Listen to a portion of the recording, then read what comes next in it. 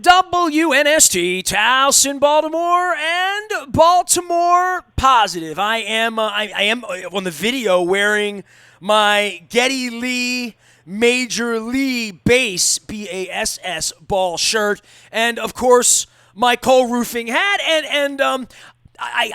It's Bill Cole. It's not that I don't like the 100-year roofing mug. It's just a little taller, and for my purposes of knocking things over onto, I go with the more squat, traditional Cole Roofing mug when you were just 99 years old, not 100 years old. What's going on, man? It's been a little while for you and me, and I know you've been on roofs, and I know you've been essential, and I know it's getting hot out there and all that, but happy summer to you. I hope everyone's staying safe in your world, my friend.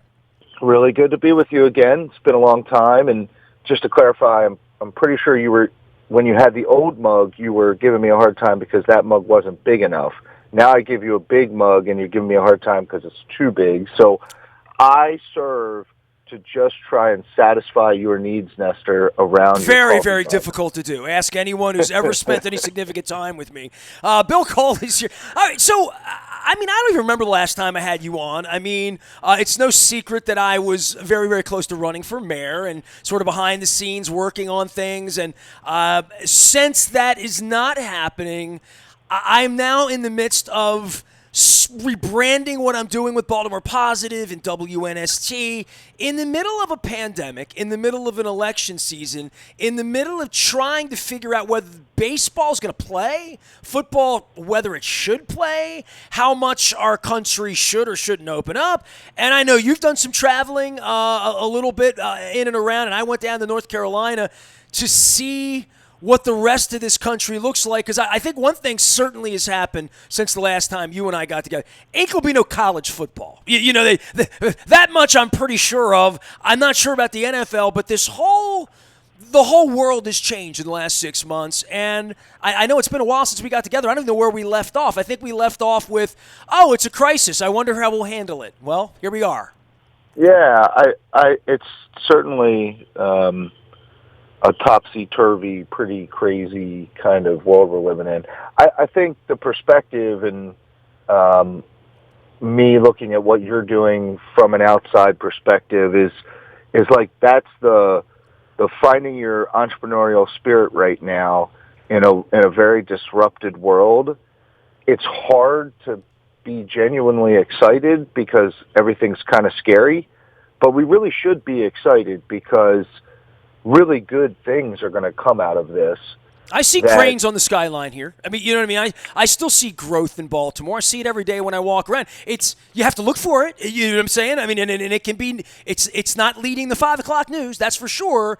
But I do see things here that when this is over with, there is some infrastructure here of really good things. And I think that you awakening me to doing this, literally, you were the inspiration for all of this with, hey, I'll sponsor your radio station if you don't talk about sports, which I think you kindly put it to me 3 or 4 years ago, and focusing on all of these good things. There really are a lot of things happening here that are movement forward.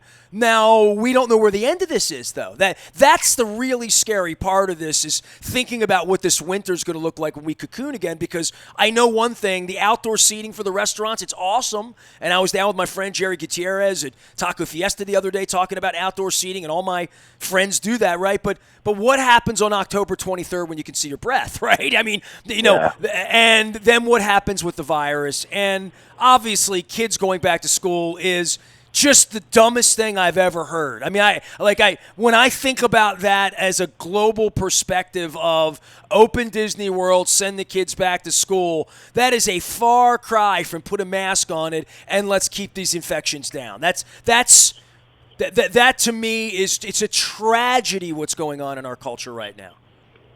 Yeah, I certainly don't appreciate the fact that the schools have become the political hot button right now, and all the media is talking about is schools, and you can't find like a reliable source of information.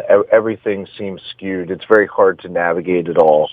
I'm interested in the guys at Hopkins who have spent their last 20 years of their life studying pandemics, and in the beginning of the pandemic, they said that the schools are a pillar of protecting your community, but you have to close it down before you get an infection.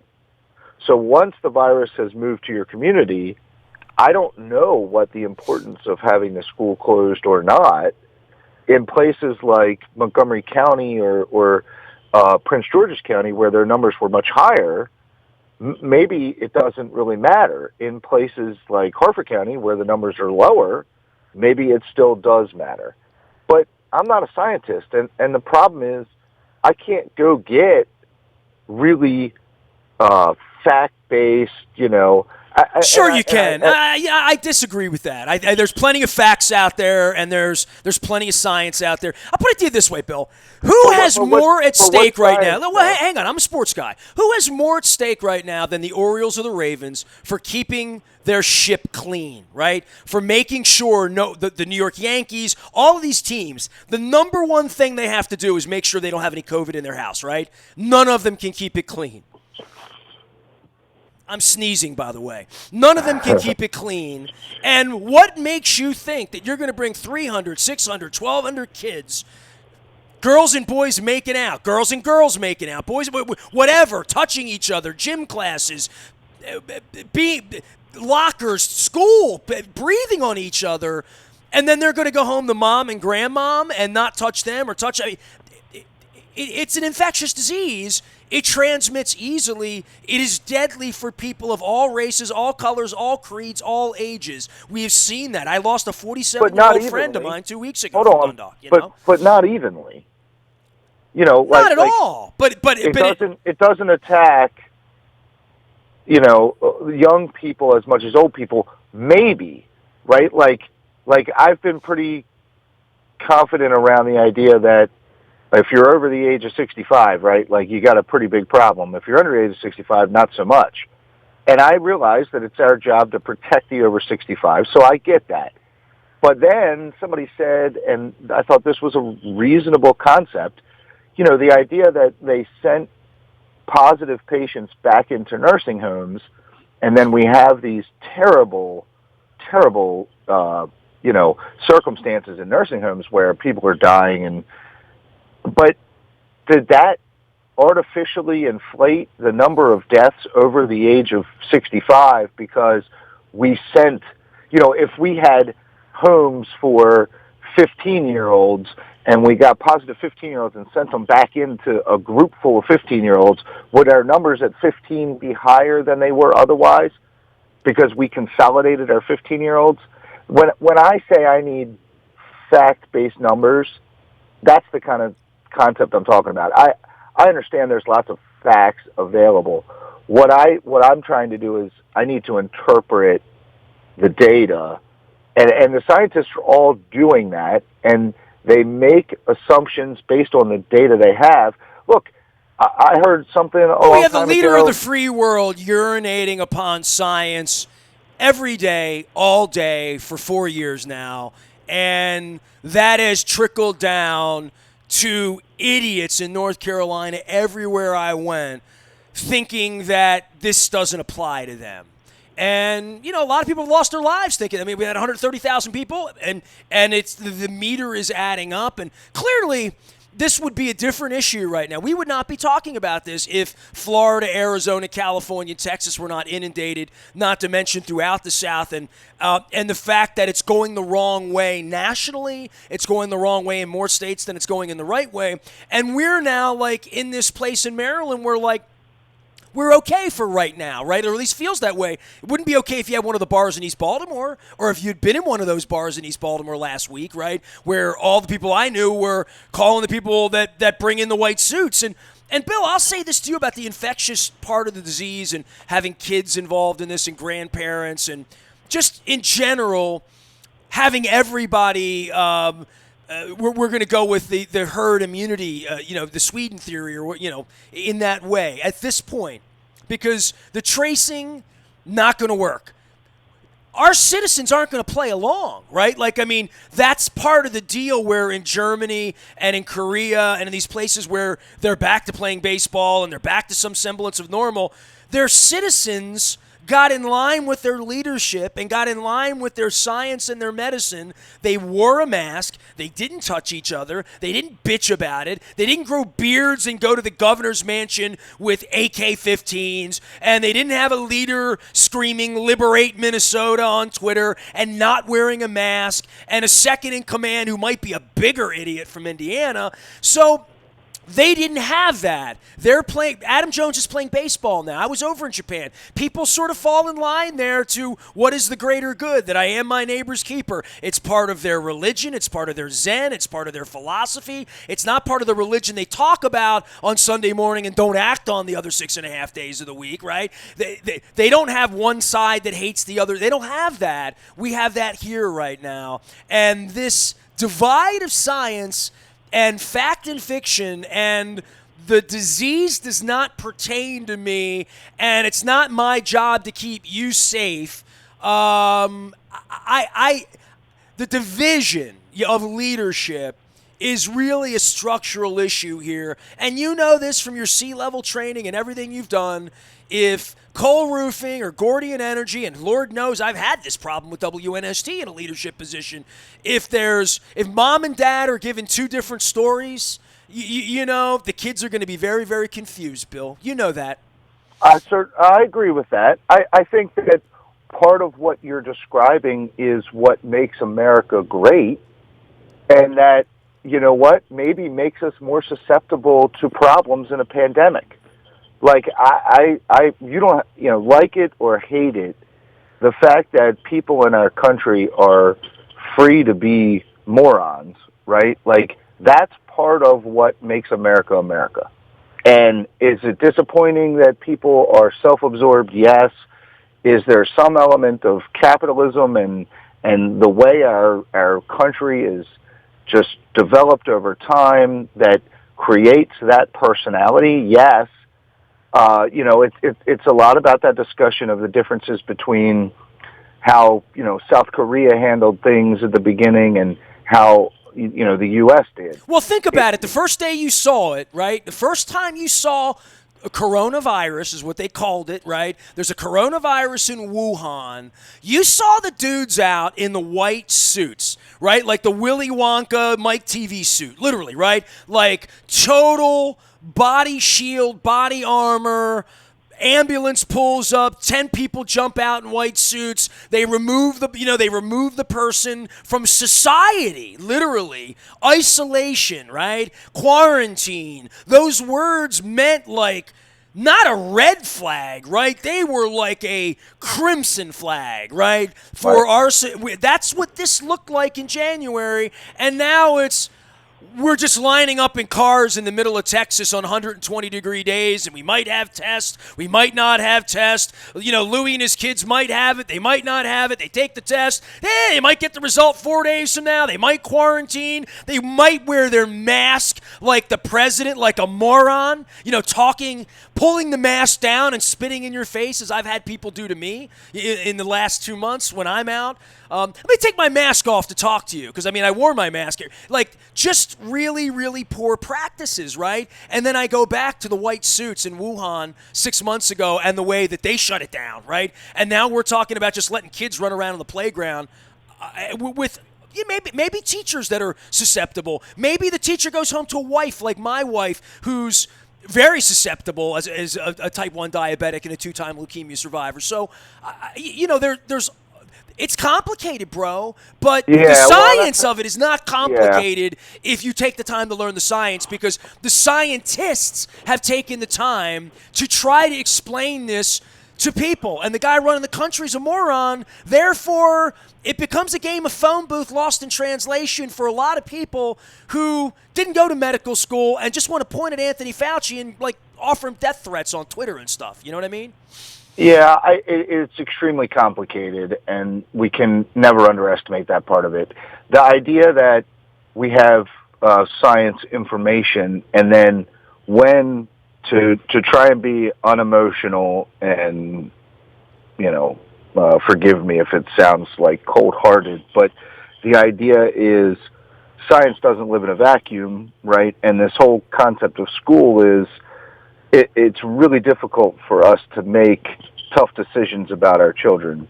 We would really just like to shelter them, put them in a bubble, never let them experience anything. But as a parent, right, I got to let them play on the playground without me standing next to them the whole time. And you know what? They might fall down. I realize this is not that scenario, but our innate human nature is to protect them. So when you get to a conversation about science intersecting with, well, okay, what are the trade-offs? You know, early on when I was afraid, and everyone was very, very afraid, like that first 2-3 weeks, late March, early April, like you didn't really know how significant this was, right? You weren't sure. They were lying to us. They told us that 2 weeks, we'll send you a little money, we'll all be back to work, things will be fine, the virus will go away in the summer. Here, inject some bleach. You know what I mean? Right. That, like, you laugh now, but I mean, it's absurd, Bill. It's absurd, right? I know. I lived it. I'm with you totally. Here's the expert of all experts who's been through 6 presidents. Let's vilify him now and strip him of his credentials because everything he warned us not to do, we've done. Yeah, the concept that makes it difficult for me is when you extract yourself out of your personal circumstances and the emotional concepts around them. Like, you get in a car every day and drive down 95. That's a risk, and there's a reward. We know if we only drove 10 miles per hour, no one would ever die on the roads. We don't. We drive 65, 75, 85 miles an hour. Even faster on the than that highway. lately if you've been out. Right. Yeah. So do they even give speeding tickets anymore, or is that like against the law? I don't even know. I don't know. Yeah, I don't know. Has anybody gotten one lately? Let me know. I mean, literally. It's strange out there.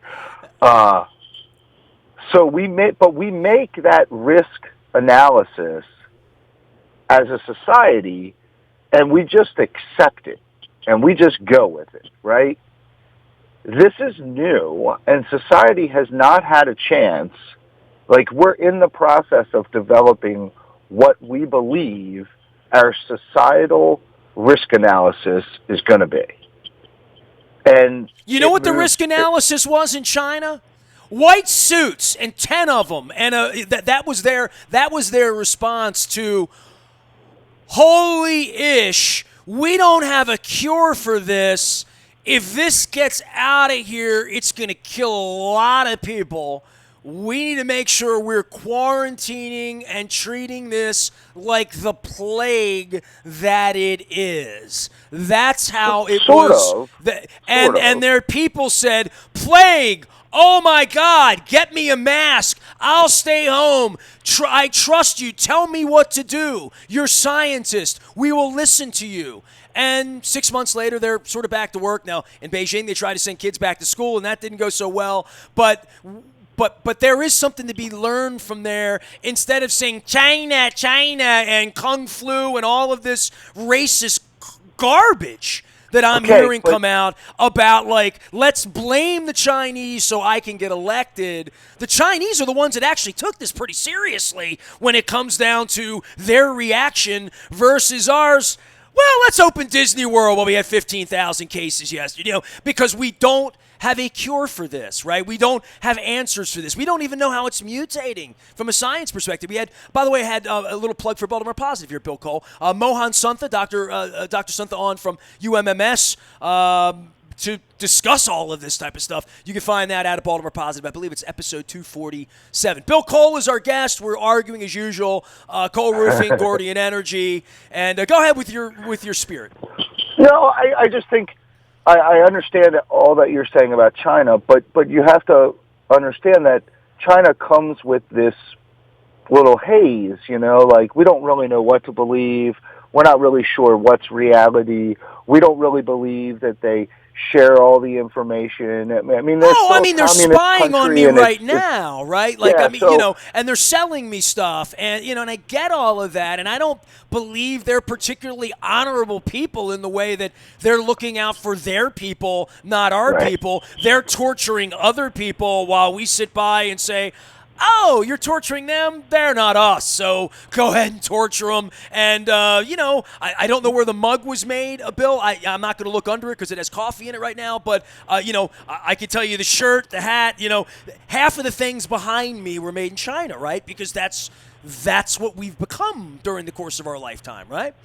Yeah, I think it's interesting, if we're hammered on this concept of societal risk tolerances, and that's really what we're all arguing over right now.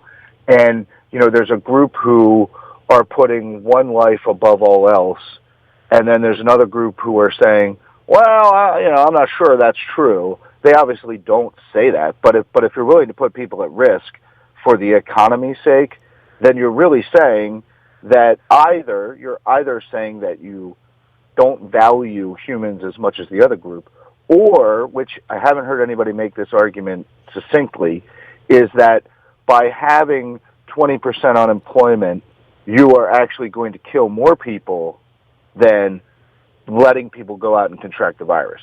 Because that, it's easy for us to talk about in the science around the coronavirus and how many deaths, and we have websites and everyone can track it and everyone can go look it up.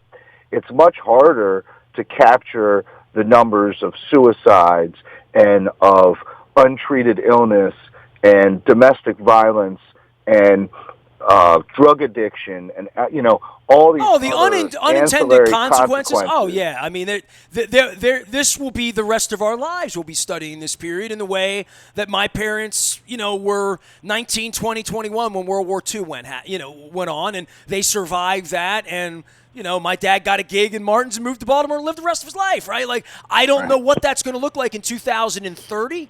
And you and I have talked about this at length in talking about the mayor's race and, where your business will be, and there'll still be roofs on houses, but what will they look like, and will they have solar, and how will that be powering us? And remember when gas was free a couple of weeks ago? Remember that, right? And Right. what's going to run cars and what's going to run our society? I mean, you have seen this firsthand, Bill Cole, trying to say, hey, idiot, Put a better roof on. The sun comes up every day. We can power your car, your heat, your water, your electricity, your tools and utensils, even your mobile device, by using what our Creator gave us, this big orange thing in the sky. And wouldn't it just make sense? Well, that's ugly. Hey, that causes cancer. Like stupid stuff that.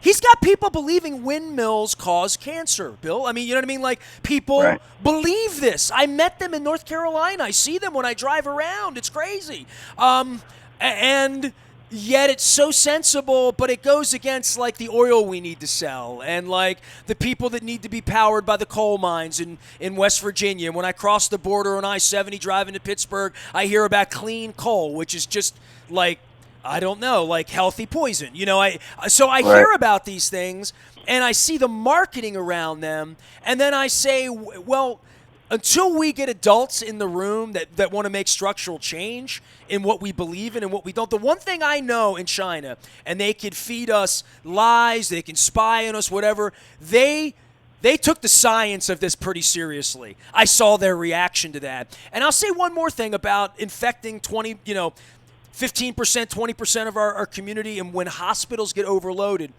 The early part of this bill was about bending the curve, right? Like, that was the word, Sure. bend the curve. Sure. So the curve bends, and then what happens on the tail of the curve is that people still walk around and infect each other, and if you're not wearing a mask, we still don't have a cure, and if 20 kids in Bobby's school get it and they go home, 15 grandparents are going to have, and doctors are going to get it, and we're going to run out of PPE, all of these, the unintended consequences of it.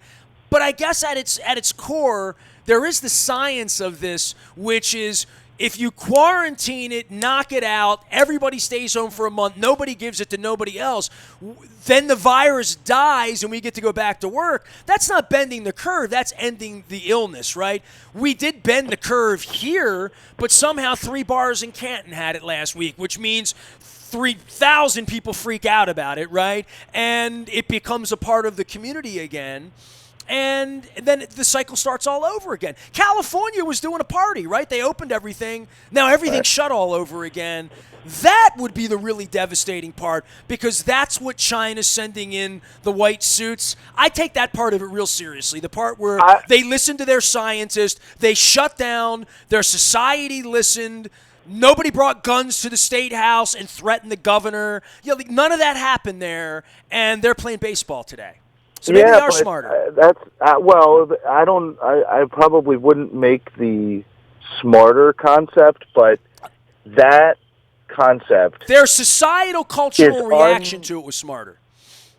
Clearly, that concept of shutting the country down to the point where you can actually snuff it out, not possible in America.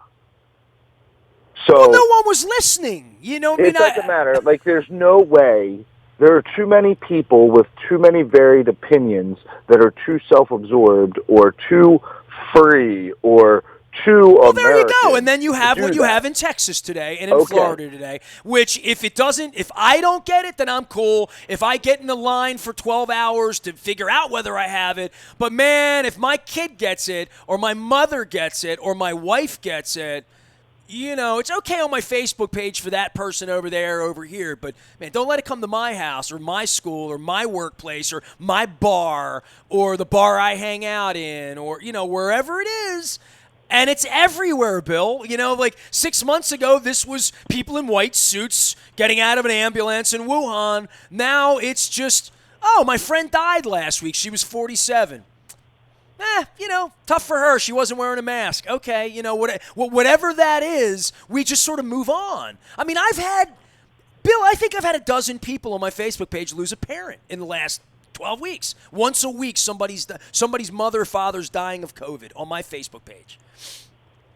And if everyone agrees that a total shutdown / vanquish the disease concept is not available, it didn't work, right? I mean, it didn't work because people didn't listen.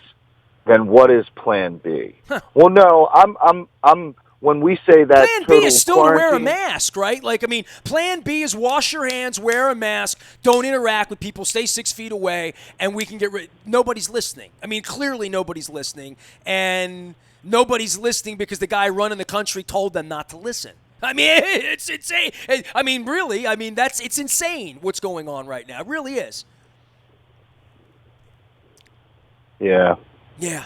I pause because it's so complicated and it's very disappointing. Well, let me ask you about sports. Honestly, it's exhausting. Exhausting. It is. Let's talk 5 minutes about sports, okay? Baseball, football, and I keep going back to this. Somebody really wise on Twitter that wasn't like a pundit, just a person said, if these baseball teams are testing in and out, and they have millions of dollars at stake, and they can't keep it away. Not a pig factory in Iowa, right? Not like just a place where these guys are making $80,000 a week to show up at work. You know what I mean? Like, it should be their, every fiber of the 25 of these people to not get sick, and yet they can't keep it safe. How does football think they're – I mean, like – I've been talking about this all week. I just think there's a level of arrogance that falls in line with all that we've been talking about for a half an hour, which is, it's not going to happen to me. It doesn't happen here. It's not in my neighborhood. It's not on my farm. It's not in Idaho yet. It's not, it's not coming to Wyoming. We don't have enough. It wasn't going to happen in L.A. I had David Katz on. I thought L.A. was a little more safe because, they don't have subways, right? And they're in car. Right. I just thought it wasn't going to come there. Now it's there. When it comes to schools, sports is probably one of those things. Because we all look to September 1st, right? We all look to Labor Day, and the kids are going back to school, and things are going to get normal again. Well, I think we all sort of, our body clocks want that. As a 50-year-old, Lord knows I want that. Part of that would be football. Part of that, I don't know, man. I look at this as an outcome thing, Bill. I would say, know your outcome is my Tony Robbins thing. Are they really going to get to a Super Bowl in Tampa with any integrity? Are they really not going to have 2 or 3 teams just have the whole defensive line go down and not be able to play? That's – and I get that they're trying, and I get that there's $1 billion at stake, but there's also the health of these people's wives. Their kids may be going to school in Owings Mills, right? I mean, all of this is happening, and I don't think that – if the National Football League can't keep their buildings clean with all the tests they're going to have, the NBA hasn't been able to keep their players clean, and they've tried to create a bubble. To think that we're going to keep that's where it brings to our children, right? I say my children, my kids. I don't have any grandkids. Knock on wood. We'll keep it that way. But your children, our children, all of our children, because my wife's safety depends on that too, right? So all of this. I think sports is this incubator where if they can't keep their house safe with all that's at stake for them, and by the way, one other little addendum that I've thrown in that I'll let you laugh about, where else in our society would Cole Roofing or Gordian Energy sanction 22 of your roofers to take their masks off, roll around in the tar or the mud, chasing a pigskin for televisions for our gambling Jones in this country every Sunday? Would anyone sanction that safely and think that that's a good idea? And I know they have special masks they're wearing now, but now they can't shake hands after. Sports is what a lot of us are looking to, that they're going to gear this up. I don't think it's going to go well, Bill. That's just my prediction. I think we have to decide how important it is to the country. Like when we began to shut things down, certain businesses were deemed essential. And those people knew that they were going to go to work every day, and it was very scary for them. Like, wait a second, you're telling everybody else to go home, but I get to keep working? I'm the bus driver or I'm the checkout person. We were very person, grateful. Right. Look, we were very grateful to keep working, and knock on wood, 150 families, no one in their immediate family, none of our workers, no one's contracted it. It's amazing. But they put themselves at risk to keep things moving along. The things that we most needed. We needed our buildings, we needed our food, we needed our doctors, we needed our bus drivers. There were certain things that just that people in positions of government decided. There was no giant election. We all didn't go answer a question on a ballot, like who should get to stay home and who should go to work. No, a little bit scary about the way this all went down is that a couple people just decided. And I'm not sure that's the way it's supposed to be in our country, but we don't have enough time for that right now. We'll do that one next week. We'll cover it. Where football and where baseball. I worry, I don't think sports is important. I love sports. I've played sports my whole life. I love sports. When you get down to the things that are truly important, it doesn't make the cut for me. But I'll tell you, if the country continues on this path where we're going to start ratcheting back down, the level of openness, because more and more areas are starting to break out and the cooler temperatures are coming and all that. If people are going to need something, and if everyone determines that we're going to make it football. You know what they need? They need a book on science and epidemiology is what they need. You know what I mean? At some point, we all need to be taking the world a little more seriously than maybe we were, right? You know what I mean? But there's a lot of people who they're who they are. It's they can't read a book on science and epidemiology. That's just not, and that doesn't make them. They're great at painting pictures or making music or whatever. But trying to understand this as it relates to what's going on is very, very complex, right? Like that's probably at the core the issue. It's such a complex, invisible pathogen. You know what I'm saying? It's the same reason they told my wife and I to wear masks 5 years ago when she's neutropenic. I didn't really understand neutropenic until she ate a piece of cheese and wound up in the ICU for 3 days, literally. You know what I mean? Why, it's cheese. She's been eating it for 30 years. How could it possibly put her in the hospital all weekend on Thanksgiving? Well, it did. Why is Maryland doing so well relative to other places? Like, that doesn't make any sense. I don't understand shellfish allergies, but a damn no, if I had one day, I'd figure it out real quick. When my esophagus started to feel like a snake was around it, right? I mean, so not knowing these things, I didn't know anything about leukemia. Then my wife got it. Well, I had to become an expert. So not knowing anything about plagues is not an excuse for not knowing anything about it 6 months later. Like, literally, you know what I mean? Like, 6 months later, there's enough information, trusted information, that doesn't come from a TV blowhard con man, that comes from thousands of scientists and epidemiologists and those dudes in the white suits in Wuhan. And I would just implore everyone to think about the guys in the white Willy Wonka suits in China and think about how it was treated and how we've treated it and why we wonder why we are where we are at this point, because we're not treating it that way. We really aren't, right? Like, we're just not. But what you're finding out is that on some level, this country is about to determine that football players are essential business workers. And that it is equally important for people to play football as it is for nurses and doctors to be at the hospital. But nurses and doctors wear masks when they're at the hospital because that's what they do. So, Bill, I love you, man. I know you got to run back and get on roofs and do. Tell everybody what you do and how you do it, because you've been doing it 100 years. And at this point, I don't have you on often enough to tell people what you do. So tell them. It's all good, man. Cole Roofing's a 101-ish year old commercial roofer, so everything from a shopping center to a hospital to a commercial building, whether it's a repair, a leak, or a total new roof, we do all that. And then Gordian Energy Systems is a solar contractor installing solar on roofs, on parking lots, on farms, at the commercial and all commercial levels. And that one is more just about helping people understand what the economics of that investment look like, and getting control of your own electricity. And whether, by the way, how many people is that sensible for? You go on 100 roofs, 1,000. I'll give you the Richard Dawson question. 100 people surveyed.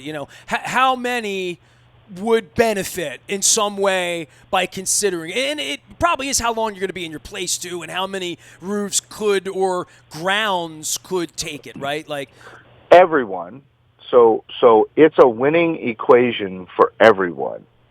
The decision is around whether you have another opportunity to invest or buy in something else that has a greater return than solar. So it's going to be a return for everyone. It might happen in 4 years or 5 years, you get paid back, and then you might make 15 to 17 to 20% over the long term, or you go buy this other widget maker thing that you can get a better return on, and you're comfortable with it. I mean, that's the conversation around solar. And we don't do homes, but even at the home level, do you buy a more economical refrigerator, or would I buy solar? Both of those items will have a return over time. The question is, which one just is a greater return for you? So. Perfect. All right. Well, at some point, man, I got some land in Towson underneath of a tower. Come power me. We should talk about that. Bill Cole, Gordian Energy, they've been our friends for a long, long time. I'm wearing the hat. I got the hat on, Bill. I'm not looking at it, but I am wearing the hat. And it's good to chat with you. Family's okay, washing our hands, staying safe. Let's keep everybody safe in your place, in our place, and we'll get together again real soon and chat and argue and fix the world together. Isn't that what we do? I always appreciate it, man. Enjoyed it. Thank you. Bill Cole, letting me be me, and I appreciate that. Nasty at WNST.net finds me local, calm for the most part, most days, and always Baltimore positive.